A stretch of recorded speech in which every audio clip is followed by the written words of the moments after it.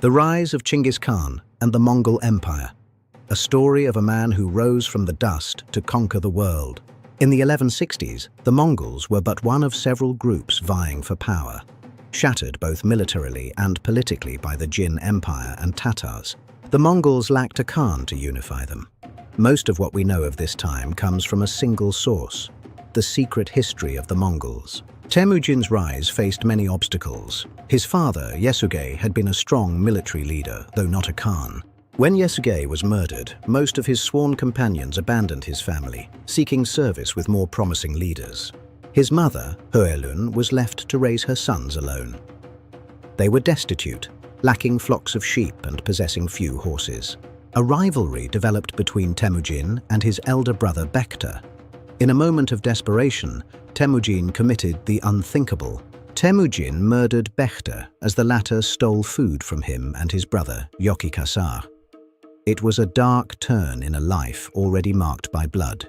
He spent an indeterminate time as a captive, perhaps even a slave, amongst the rival Taichiud clan, a move to reduce any prestige his family held. But Temujin was not a man to be held. He eventually escaped, beginning the long journey to restore the fortunes of his family. Shortly before his father's death, Temujin had been betrothed to Börte, daughter of Ascension, who saw something promising in the boy. Ascension told Yesugei, "This son of yours is a boy who has fire in his eyes, who has light in his face." He was indeed correct. Married, Temujin used his wife's dowry to secure the patronage of Toghril, the powerful Khan of the Kherate Confederation. But fortune was fleeting. The Merkit tribe attacked, seeking vengeance for a kidnapping years before. Temujin was forced to flee for his life. While Temujin and his brothers fled, the Merkit took Börte back to their camp. For months, she was lost to him. Temujin sought help from Toghril and his blood brother, Jamuqa. Together, they launched a rescue mission to bring Börte home. Börte gave birth to a son, Yoki. But his paternity was uncertain. Was he Temujin's or a Merkit's? Temujin accepted the child as his own. Temujin stayed with Jamuqa, learning much about leadership, not only how to be successful, but also what aspects to avoid. Eventually, Temujin parted ways from Jamuqa. Many commoners followed him, seeing a leader who valued talent over heritage. A heavenly sign appeared. A cow struck Jamuqa's tent, butting him until one of its horns broke. A bad omen for one, a sign for the other. Then an ox appeared, bellowing, "Together heaven and earth have agreed, Temujin shall be lord of the people." Tensions grew. A follower of Temujin killed Jamuqa's relative over stolen horses. War quickly followed. Despite their equal strength, Jamuqa's experience won the day. Temujin was soundly defeated and fled from Mongolia. In 1196, Temujin returned. Jamuqa's wrath had alienated many, and Temujin was key in restoring Toghril to power. The two men forged a strong bond, and together they transformed the Kherate into one of the dominant powers on the steppes. Success brought enemies. A rival confederation, led by Jamuqa under the title of Gur Khan, formed against them in 1201. Jamuqa used weather magic to summon a storm, but they emerged victorious. The Gur Khanid confederation was shattered. Temujin used the victory to take vengeance on the Taichiud, though he suffered a grievous throat wound by the Onan River. In 1202, he ended his feud with the Tatars.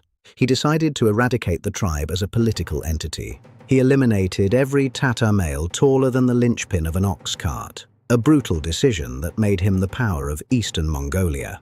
But success bred jealousy. In Toghril's camp, Jamuqa whispered against Temujin, and Toghril's son, Sengum, began to worry. Temujin audaciously proposed that his son, Yochi, marry Sengum's daughter. It was an insult to the aristocrats who felt their privilege threatened. The conspirators lured Temujin into a trap under the pretext of a wedding. Only a warning from two herdsmen saved him.